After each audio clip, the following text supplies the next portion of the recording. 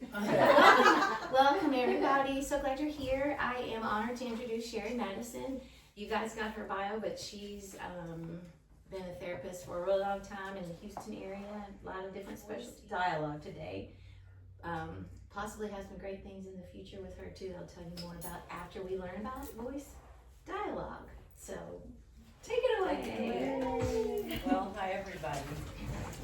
I'm really happy to be here. I appreciate, number one, I was thinking about this on my way here, just to be in a room of people who already accept the idea of multiplicity. You know, and I don't have to explain that, yes, we have different sides and different parts and different ways of being, and you know, there was used to always be someone in the audience going, "What? I have parts? No, I'm just me." You know, so that's really lovely to not have to have that conversation. It just seems like a room full of people with a lot of wisdom here. That's how it feels to me. So just saying that, yeah. I know y'all all know IFS, correct? Yes. And you know, I think that came about with Schwartz like around the same time of voice dialogue, kind of in general. And I think it's super valuable, super helpful. There are a few differences, but I think there's a place for both.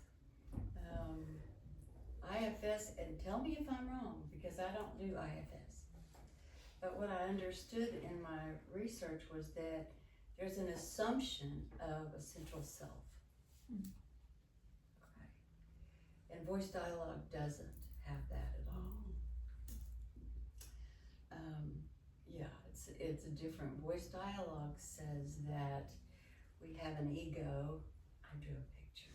Not that you'll see it very well. Can you see that? Yeah. Mm-hmm. I wonder if the camera can see it. I'll take a picture later. Okay.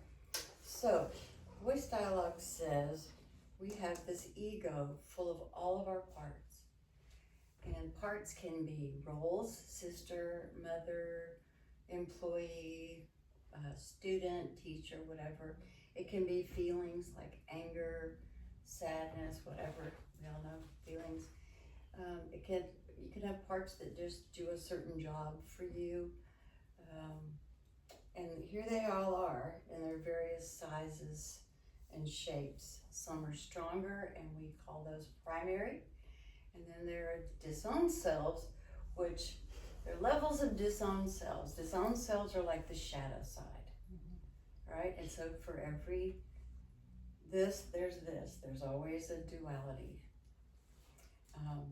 A truly, deeply disowned self is some aspect of us that has never been seen by us, is never seen by us. Everybody would agree that is not her. Then there's a level of disowned self, the shadow side, that the person themselves doesn't think that's anything like them at all, ever, but everybody else kind of thinks it is. Then there's the disowned self that says, yeah, I kind of do that sometimes. You know, it's not primary, but push come to shove or backed in a corner, boom, here that self will come. And disowned selves aren't a problem. None of the parts are pathologized. You know, it's all just part of our organization. Everything in us was developed to help us survive.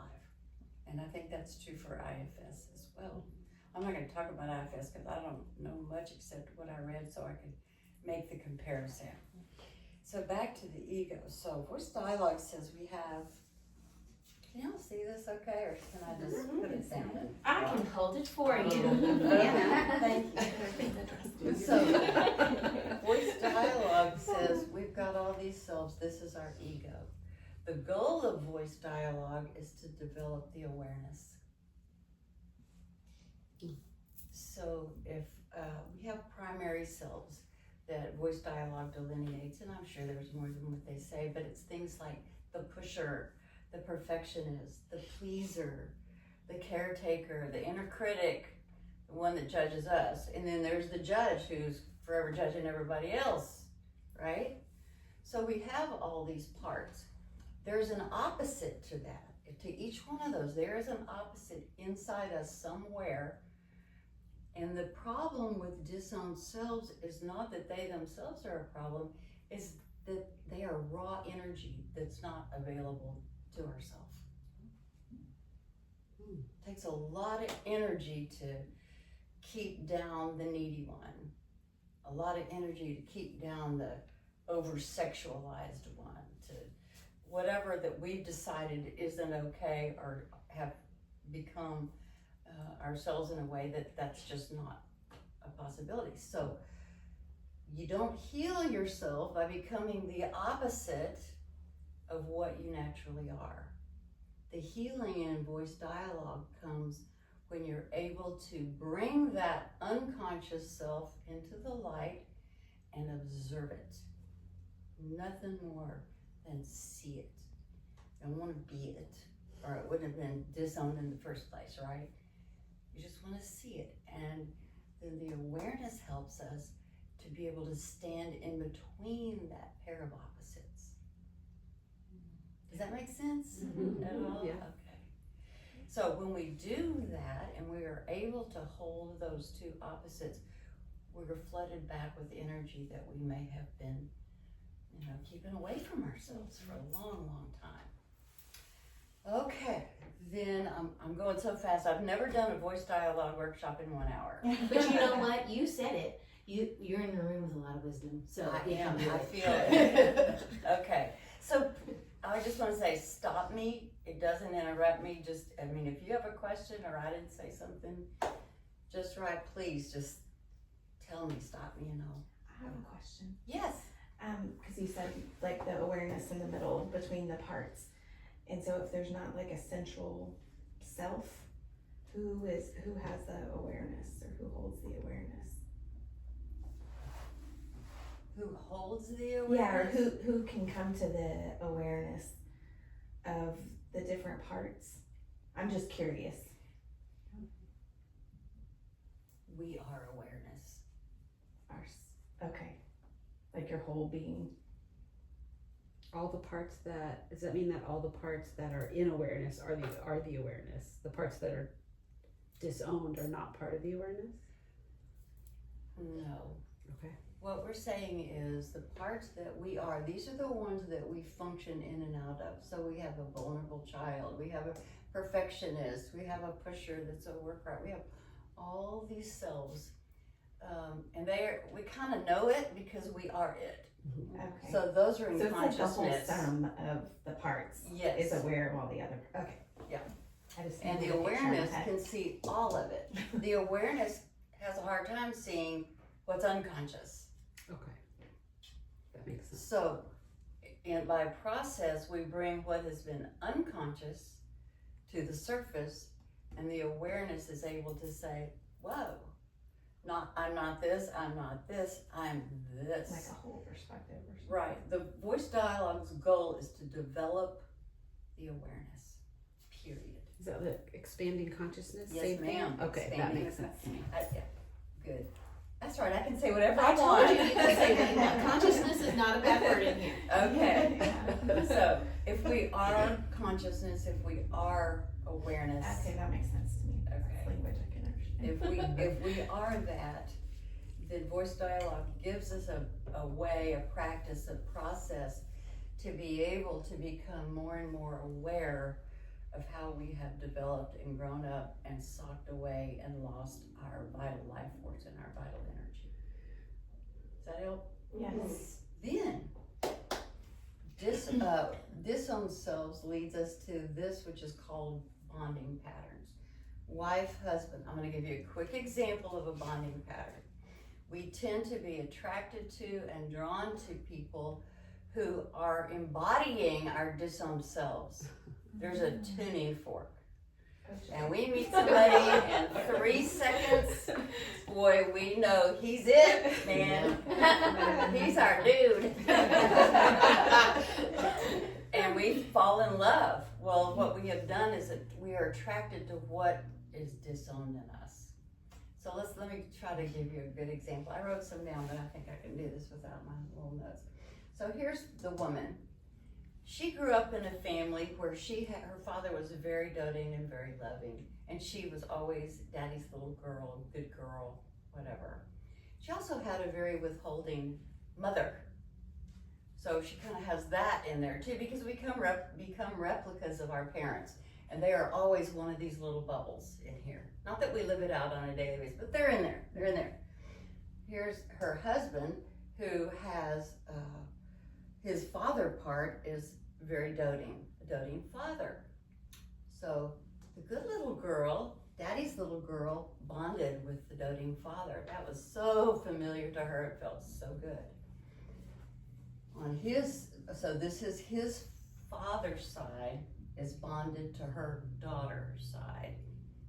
Her mother's side is bonded to his son's side. Are you with me? Mm-hmm.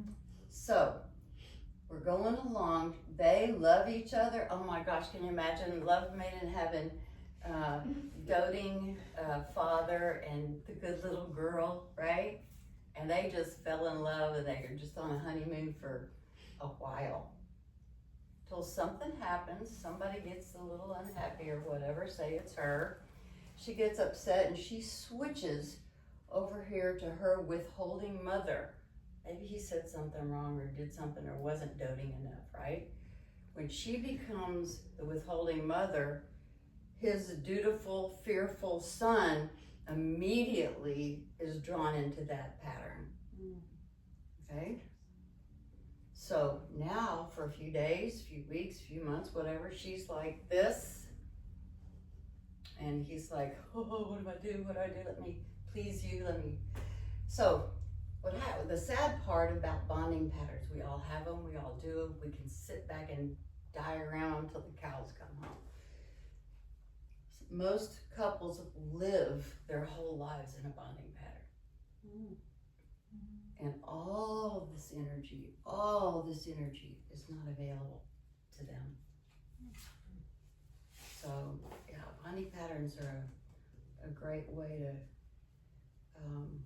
help a relationship. Now, we don't do this in order to get our partners to be different. We do it in order to integrate our own disowned selves. Once she integrates her withholding mother, this kind of falls apart right here. And the way we get her to integrate it is through the awareness. I say, well, let me talk to that one. Let's let her have her say, what's she so mad about? Why is she so? So then we voice dialogue, actually speak to that individual self, and then all of a sudden she can't go there anymore. Once the light's on it, the game changes. Does that make sense? Yeah. Okay. Now, the other thing is, you've heard me labeling things like the pusher, the pleaser, the perfectionist, the inner critic, the judge, the blah, blah, blah, the achiever, the caretaker, all that. The opposites aren't a specific label.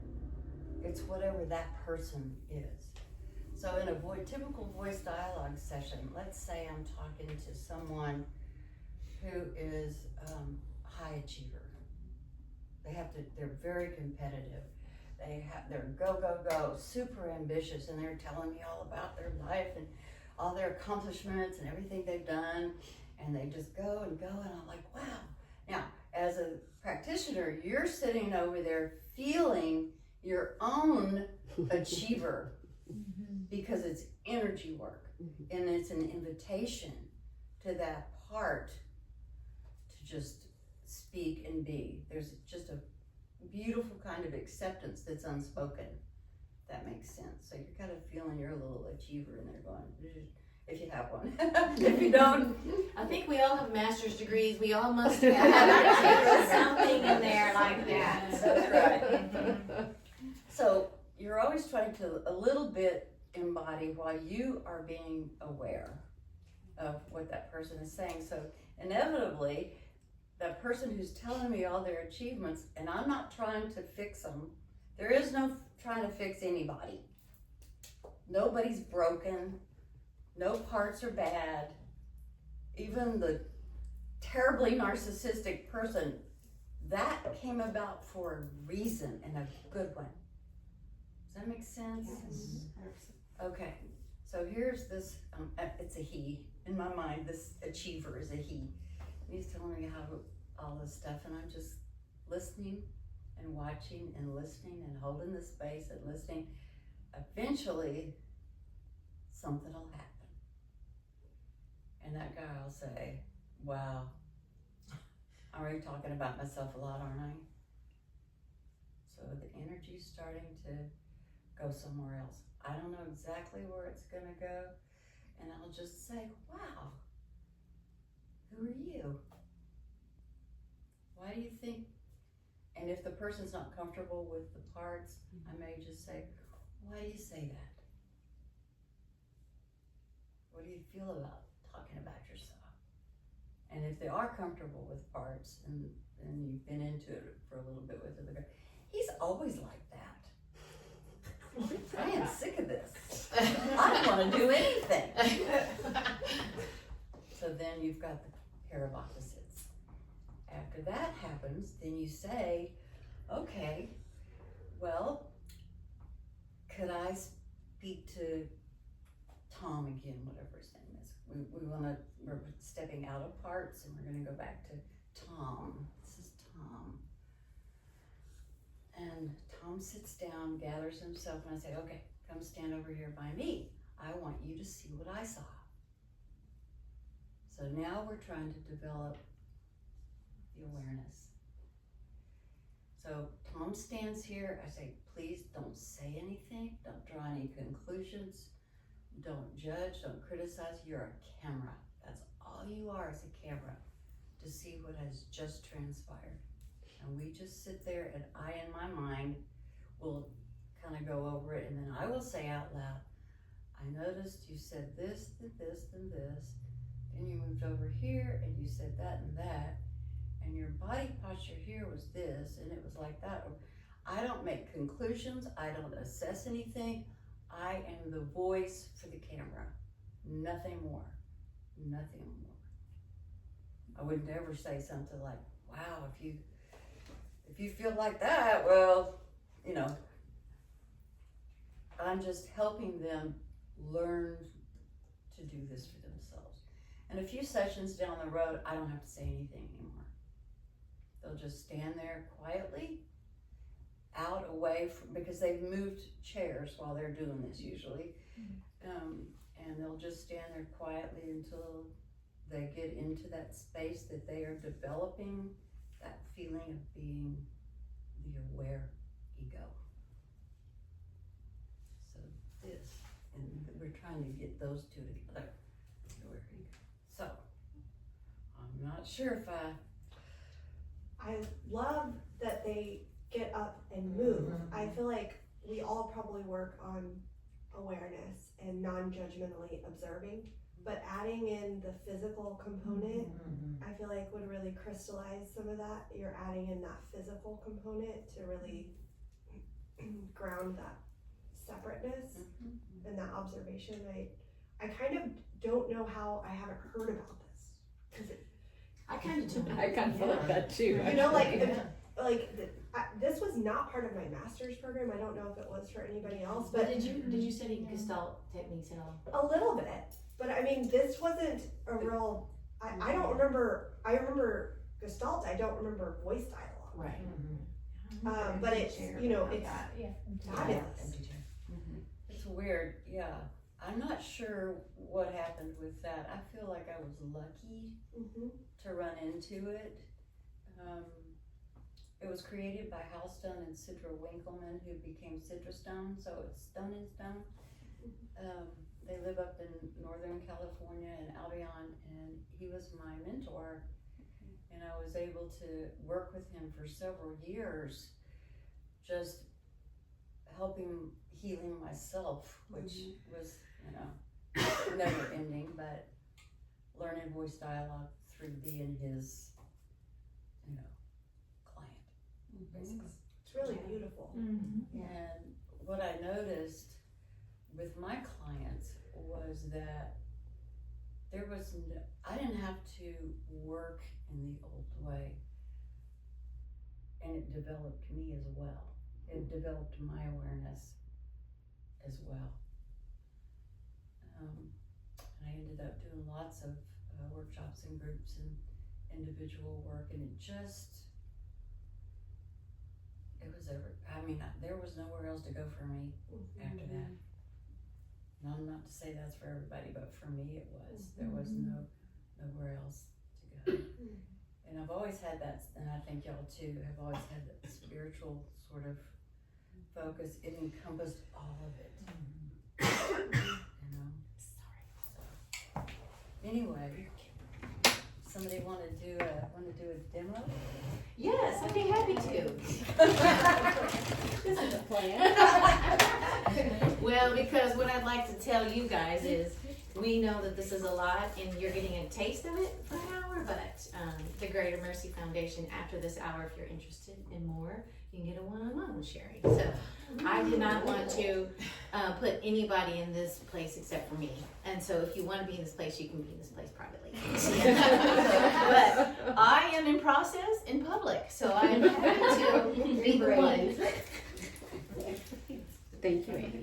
I'm going to tell everybody what happened to me in my first voice dialogue workshop. Okay.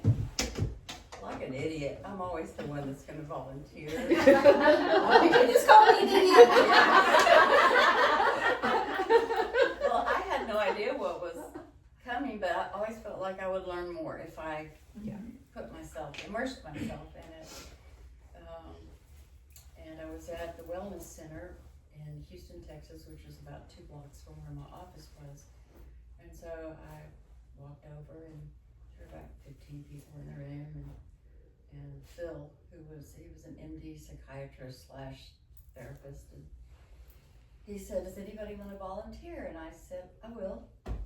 He said, "Okay." He said, we knew each other fairly well. He said, "Sherry, I would like to speak to your vulnerable child." Wow. He just went You went right for it. Wow. And see where she would like to sit. All of a sudden, I felt this and I went to the far corner of the room, sat in the corner, turned my face away from everybody, and tears just, I mean, like that. I can feel it. I'm crawling in somebody's lap right now. Can everybody feel that? I can. So that's how That's an initiation. it was an Jesus. initiation. Yeah. And after that, the workshop was like 2 days. I really didn't want to go back. I felt so exposed. I didn't know a lot of the people that were there, and I think I came back for a little bit, but I didn't come back the second day. It's like kind of inappropriate. You don't do that. We have a part that I think IFS calls it the manager. In voice dialogue is called the protector controller, and its job is to keep the vulnerability out of sight. And whatever happened that day, boom, it didn't do its job, or it didn't see it coming, or whatever. So you have to be really careful with people in that vulnerability. It'll show up. It'll show up all by itself. You don't have to, cry it out. I'm glad you're going to be careful with me. And we all love you. Yes. We got you. That's right. Well, what do you, just tell me what you're thinking about right now. Well, now I'm thinking about, holy cow. What did I do? Makes you nervous?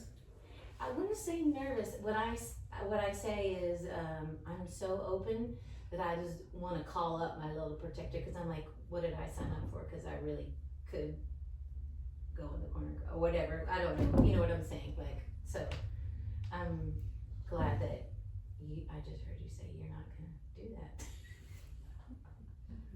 Yeah. So. If you thought I was going to do that, it worried you? No, I actually, until this moment, hadn't given it. Any thought? Well, a thought, but there wasn't a feeling like I'm like, oh, this will be fun. Like, so Jill and I just went to a workshop where the therapist had to do the thing, and I was with Sarah and we did the thing, and it was so much fun. And she's like, nobody at our table did anything because, you know, we therapists don't need to put our stuff out there. Yeah. But I put my stuff out there, and so your story was like, oh geez, I might put my stuff out there. I hope the part of me that's like, don't put it all out there, Lance.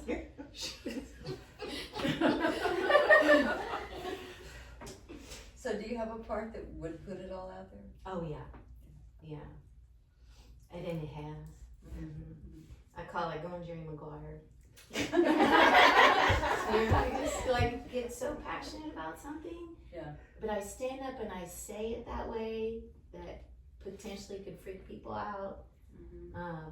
And then I say, who's with me? And there's crickets, you know.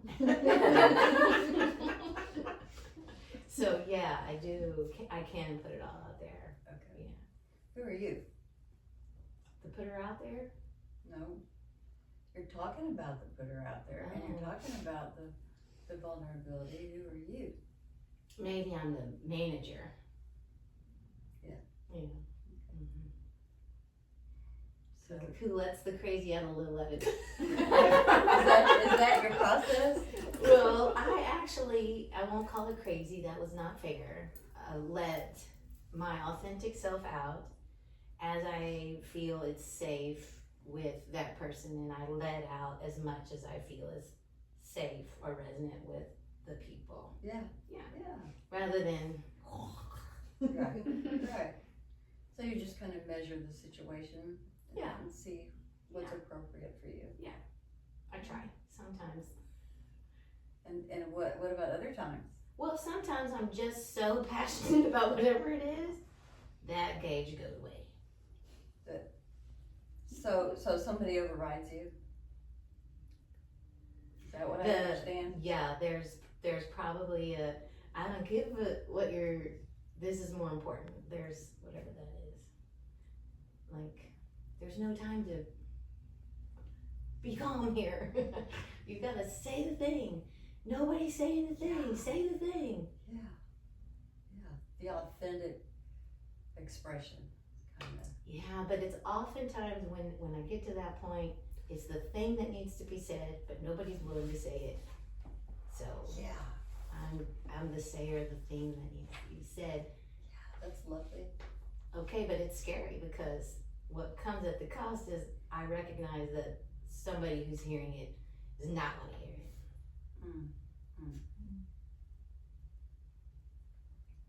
Could I speak to her? Which one? The one that says the thing? Yeah, let's see. Could you Somebody somewhere else? does. Could you swap seats with somebody else? Where would you like to be? Carrie? I knew you were coming already. It's like musical chairs. This is a party game. That's the most So just practical kinda- on the site. Oh, she's Hang easy on. to access. Okay, so hang on there for just a second. I'm gonna invite everybody in the room to kind of embody that part, but one more task is to sense the bottoms of your feet. You don't have to do it, and You don't have to. just sense the sensation of the bottom of your feet and try to maintain that through this whole conversation. Hi. You say the thing. Mm-hmm. Somebody's got to. Is there anything you need to say now? Well, sometimes I wish it didn't have to be me. Yeah. Mm-hmm. Why does it have to be you? Well, I don't think it does all the time, but I keep looking around. I keep looking around. Yeah. Like, are we being punked? And are you going to say something? And nobody says. Nothing. Does it, I have a question, does that take courage? It actually feels like it takes, that it's just risky, that it's not courage. It's, I can't not do it, so I don't know what that is. And then it's risky. Has it cost you? Of course. Yeah, like what? Well, like I can walk through town And you like me or you really don't. I'm not in the middle. Yeah. And I recognize that if I were in the middle, I could walk through town and people are like, hey, Amy, versus Amy, or like, go the other way. Yeah. So people have strong reactions to you. Yes.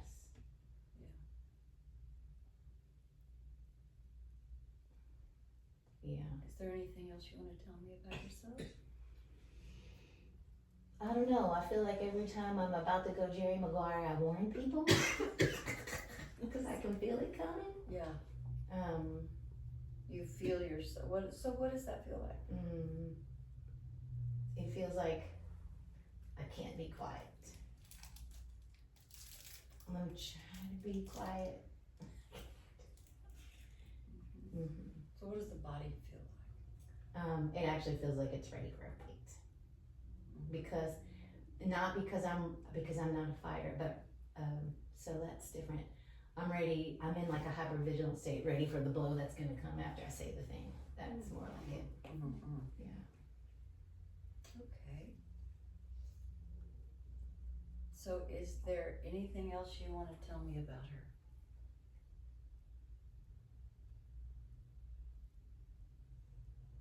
Yeah. Well, I don't know if I like her. I love her because she's a part of me, but I don't know that I like being the one to say the thing. She wants to, but you're not so sure. Yeah. She's going to.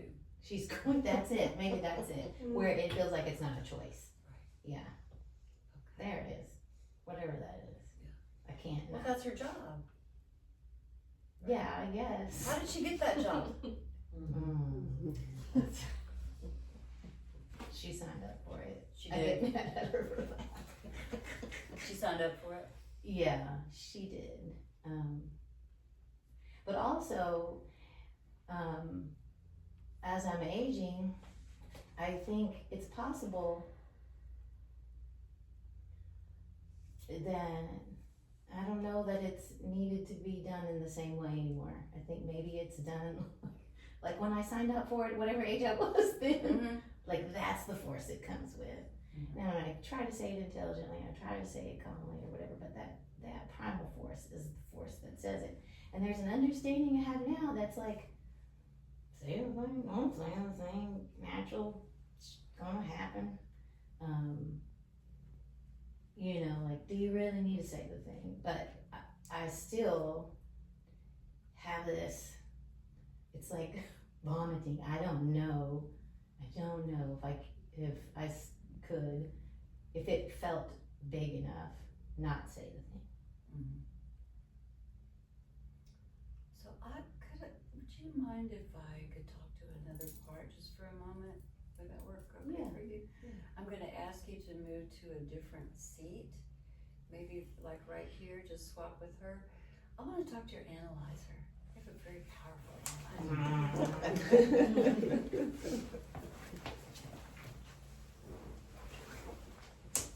You're really good. You're really good at what you do. You gave me a beautiful breakdown of how all that happens. So thank you for.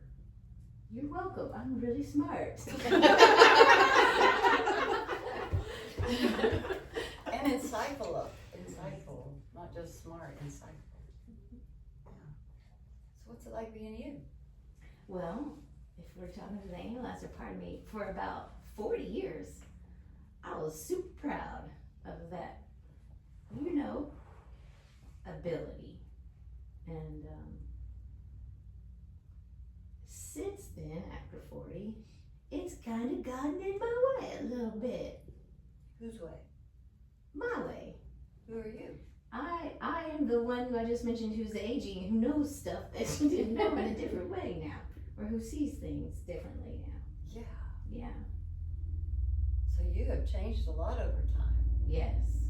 Okay. Yeah. This analyzer part was the hardest part to let go. I will tell you that. I actually needed a near-death experience to help me let go a little bit. got COVID before COVID was, and I went to the hospital and they turned me, it was terrible, I was dying. And my brain hurt so bad, I knew I was never gonna be the same if I lived. And if I lived, would I have this like I had it before? And I didn't believe it was possible. There was no way I was gonna be here, be this way. And in those days, knocking on death's door, I realized I wasn't scared to die. I was scared to live and not have that. And in that moment, I'm gonna cry, tell you this. In that moment, something came to me. And because I had I couldn't think straight. I mean, I'm telling you, like I had brain swelling and, it was God saying, who do you think you are? That you have to be a certain way to serve humanity and that this is the way. And he gave me a vision of a young person who I love dearly, and her name is Molly, and she has Down syndrome. And I had started a new job in Wimberley, and I was a director, and I had to go around to all the schools and give a speech to every kid in the district. And I'm at junior high, which can be a hard crowd, and I'm talking to a whole big old gaggle of junior high kids, and I'm not nervous because I like to speak, but I'm like, what am I doing here? And from across the way, Molly's like I'm talking to the whole crew. Molly's like, Miss Lyles, and she runs across the library, so excited to see me and smiles. And I'm like, that's what I'm doing here. And I'm like, look how Molly serves humanity, and it's not in the same way. Like, I gotta let go of this thinking and being smart is my gift, and that's when I started to let go of like that's. In fact, people don't even like smart Alex, so it has gotten in my way because it's who wanted to show up first, then you room for all the other parts. Wow. Yeah. Thank you for sharing all that. I would like for you to just try something.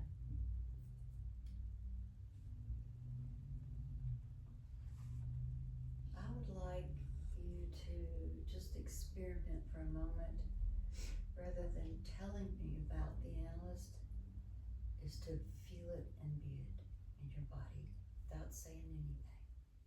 Just feel I am smart and I can think and I am an analyzer. That's your job. Right now, just feel that. And everybody feel that. Feet.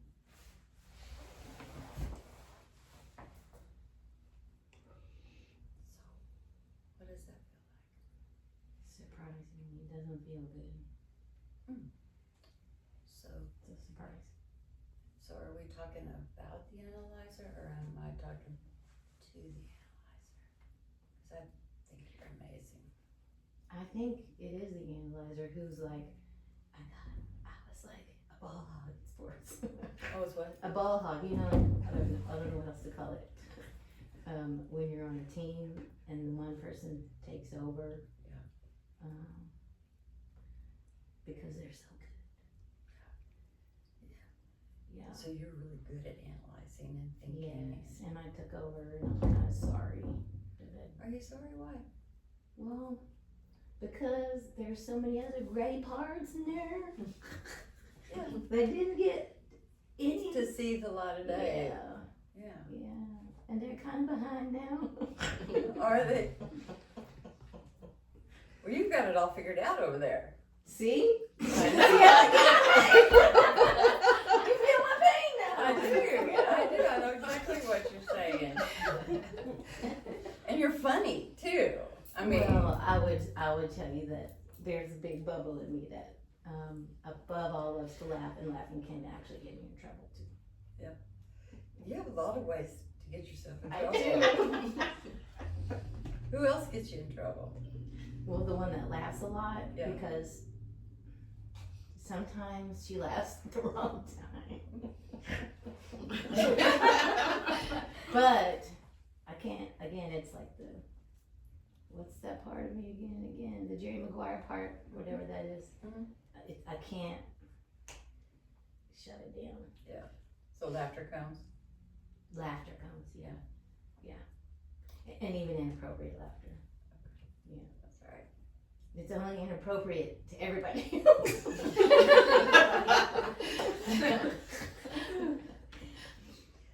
Well, so great.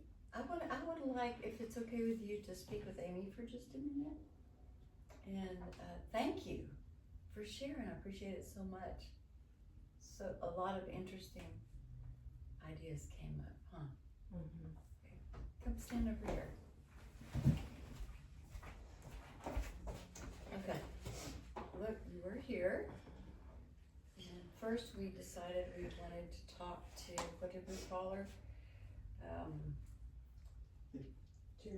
Jerry McGuire. Yeah, okay, Jerry McGuire.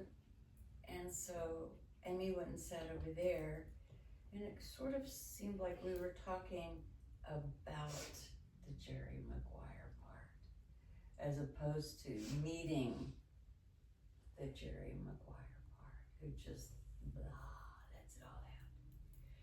So it kind of seemed like to me we were talking to this very brilliant analyst that was hoping to educate us all about how the inner system worked. It was great. I mean, really. And so the analyzer was doing that. So I asked to talk to the analyzer, who sat over here. There was a little bit coming and going of the manager from time to time. But all in all, it was like a beautiful sort of this circle of the different parts and how they are interacting with each other and protecting each other, you know, on an ongoing basis. So if you would, I'm gonna shut up. You look back, starting from here without saying anything, just notice what you saw. Just see it. Okay, well there, oh, I'm just thinking in my head. This is for you, not for us. Well, I really want to say In a minute, Jerry. Okay. There's the Jerry McGuire scene. something. That's the Jerry McGuire. So don't tell me I wasn't. No, I'm just kidding. I just want you to see parts. That's all. Yes, Just see parts. We're over here, just your normal aware ego. We asked to talk to the Jerry McGuire, who is right under the surface. But she doesn't want to come out by herself, because then the analyzer comes in and talks about her, rather than us getting to talk to her. I think she's been busted enough that she really didn't want to do all that. So then we got to the analyzer, who is kind of proud of herself, and should be, because she's very intelligent. She's kind of sees the system and is able to point out all the connections of things. Is that helpful? What are you feeling right now? Like you're gonna blow? No, what I wanted to say was, the scene from A Few Good Men, you can't handle the truth. Like that's why Jerry McGuire didn't show up, because you really didn't. Well, anyways, I'm just saying. I got you. Yeah, but I've yes, what I would like to say is it actually really helped me feel like, I know that feels like a lot of messiness, but to me, it felt very integrative, because I feel like, here I am analyzing, but the truth is it felt like, oh, look at all these parts and I love them. And even the parts that were bossy are sorry. And it feels good, because okay, my thoughts might have been analyzing, but how I felt like, oh look, I'm a lot of messy stuff, but I see, this is not a surprise to me. Right, this was happening throughout. Yeah. Yeah. And so that felt good to me. Yeah. Yeah, because it also kind of like, Oh, look, you be messy, but I love you. Were you able to feel different parts physiologically in the body? Yeah, the Jerry Maguire part, I'm sure my adrenaline went up. Okay. Yeah, I'm sure. Where did you feel Jerry Maguire? I feel it everywhere. All Like over I your said, body? like it's almost like I'm in a like a warrior stance, Yeah, but I'm like looking around. yeah. If that's an energetic That's so cool, yeah. feeling, yeah. Okay, and how did the analyzer feel and the manager? Did you feel them differently in the body? Yeah, the analyzer probably before 40 would have gone, yeah, I'm the boss. Mm-hmm. And I'm proud of myself. But now it felt, I don't want to say ashamed, sorry. It just felt sorry, like I'm sorry. Mm-hmm. Sorry, I was a ball hog for 40 years. Mm-hmm. I'm still good and I know I still have a place and I know you still value me, but Mhm. I'm sorry. It took up so much space. Yeah. Yeah. So let's get reactions or feedback over here. What happened with y'all? I could feel all of those things in my Yeah. whole body the whole time.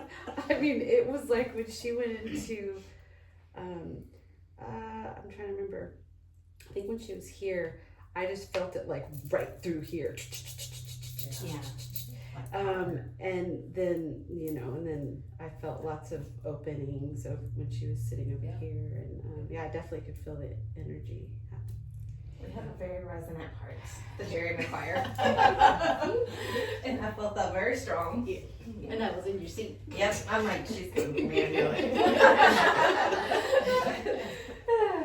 I felt the Jerry Maguire here, sort of like that defensive stance, but for me, it felt exciting because I think that's a part of me that I want, right? That would be more of the This shadow, and so that's like attractive, I want to absorb, but it's scary. So I experienced it as like, ooh, that's exciting. But then when you were analyzer, I thought, that feels really safe. Like that's super grounding. Because it feels like it controls the other one and kind of, so it feels a little more safe. Which is why he was the boss for 40 years. Yeah. Had a big job. Yeah. Yeah. What about you? When she was talking about getting sick, really hit me, Mm-hmm. and I don't know what it was, just maybe like a rebirth or something within you, and I was kind of sitting with you in it, because I wasn't doing your job, because I can't do that when I'm a counselor, but yeah, so I was with you in that. Yeah, what about you? I really resonated with the managerial analyst person over here because that is me as well. But when you were talking about your experience of being sick and realizing, well, I don't know that I can still, do it. What if this doesn't work and I can't? And my mind said, oh, but isn't that a relief? God, it's so good to let go of having to be in charge, of managing everything, of feeling like it's you or die, and that you don't have any choices about whether or not to do it. You just have to do it. And my big relief in that, honestly, was my daughter's death, because so much of 36 years was, oh shit, yeah. Okay, what about this one? And managing, analyzing which therapist now, which thing now, which, whatever. And when that ended, it was just like, oh, but also the awareness of, shit, I really didn't know everything. You act like you do, but you did not. And other people probably had some really good ideas, except you were so busy doing it, you didn't ask. And so there's that modifying of that part of me now that doesn't need to be in charge. Somebody else take who else is that? If I feel like something needs to be said, I'll say it. I have a problem just the big exhale and being more curious about what somebody else would say. Oh, I could learn something. This might be different. Maybe that's a good idea. So it's been a that pottery piece went flying across the room. And got put back on the wheel. I was like, okay, let's shake this up a little bit. You know, it's a good feeling. It's not a rebuke. It's just a. I'm glad you finally realized that. It's that kind of thing. I had a very strong reaction when she was next to me, and you were right here. I felt like I was gonna cry. I was like, man. I was like, when you said, why am I the one that has to say it? Nobody else is saying it. I don't know. It was just so big for me because I felt like I felt that way, right? And then I'm also an analyzer, so when you went there, I was like, oh my god, that's what I do. So I felt very connected throughout the entire process. Yeah, a lot of it really resonated with me as well. Definitely the analyzer part, that really resonated with me. And I think when you asked the question at the kind of near the end of like, am I talking to the part, or am I talking, you know, like, or am I about the part? And I remember thinking, oh man, if I were to do this session, I would just be talking about it all the time, because embodying it is not an analyzer. The analyzer's not involved with that.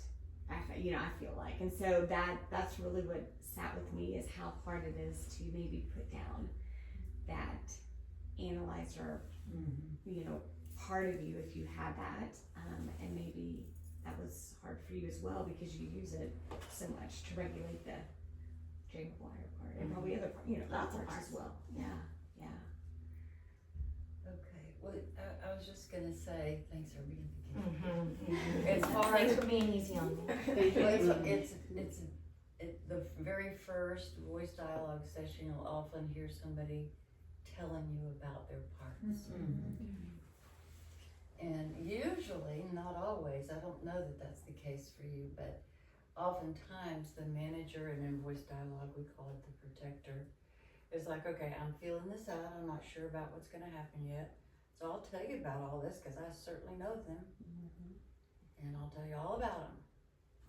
But we're not gonna separate off that little bitty piece of who I am right now until I know, that this is gonna go okay. And I shouldn't have started off with my description of my first voice dialogue. I was really stupid of me. It scared me a little. I know. So, But then you said, I'm not gonna do that. Then I was like, okay. no, but I mean, I kind of set her up really in a sense by teaching about or sharing that. But over time, like second session, third session, it takes people a little time to think, okay, I really do have parts. And they will start to see them. And I'll just tell people, go talk to your own parts. Talk to your analyzer, talk to your little kid part, talk to your whatever part. And usually by the third session, they will fully embody the different parts. And then this awareness over here, because you had so many parts showing up, they were ready to talk. They really wanted to be heard and acknowledged. And it was kind of a whirlwind. I would say we had many parts. And your job as a therapist is to observe and follow the energy. Not to fix it, not to empathize with it. You may, don't say it. It's hard. That's the hardest part. Is just to embody it yourself, support that part. It's the most important thing happening in the room, no matter what. And when you have somebody who's got lots of parts trying to all say their part, that's a great sign. That's a great sign. Then you sometimes have to slow them down a little bit and say, okay, now we just heard from this one, this one, this one. Let's see who really wants to speak. And it takes a while to get that feeling. So I'm gonna invite everybody right now to feel your analyzer as its own person, its own self. Just close your eyes, feel your feet on the floor, and sense inside you the analyzer. It's probably gonna be a little heady, because they're thinkers, right? See if any words come. Now on the other side of that, I would like everybody to just totally in silence with your own self, feel that very soft vulnerability inside that child. It's just for you.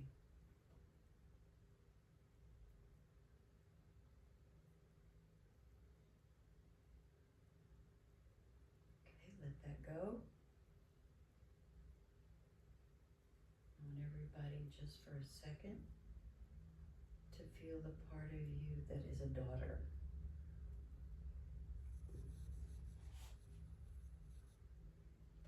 Watch how your energy shifts.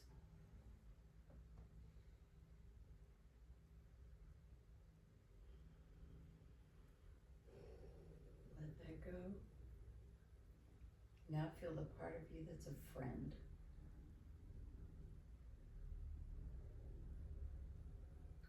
Feels different, doesn't it? Okay, so let that go. So all day, every day, depending upon our influences and things we come in contact with, we are flying around those different parts all day long.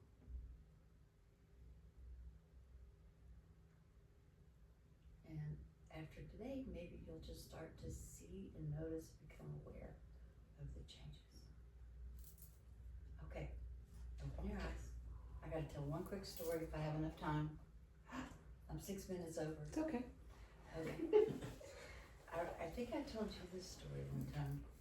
I remember I had a very kind of quiet, cold household. It was spooky, scary, the people there. Anyway, I had been playing down the street at the neighbor's house and with Larry and Bill and my brother Whit, and we were rocking and rolling. We were jumping on beds, we were chasing each other from one room to the next. And no parents were telling us not to. And it was pretty joyful. And I came home and I walked in the front door, and by the time I got to my bedroom, which was at the very end of the hall, I remember I was 8 or 9, I don't know, put my hand on the doorknob and I went, why do I feel one way at the Wilson's house and I feel like this at my house? And when voice dialogue came into my life, jillions of years later, I was like, wow, you know? So I had my own little taste of parts shifting inside me when I was really young. And I think we could probably all tell the story like that. So, Thank you so Thank you. much. This This is is fantastic. You did a great job doing that in 1 hour. that's great. Yes, that was really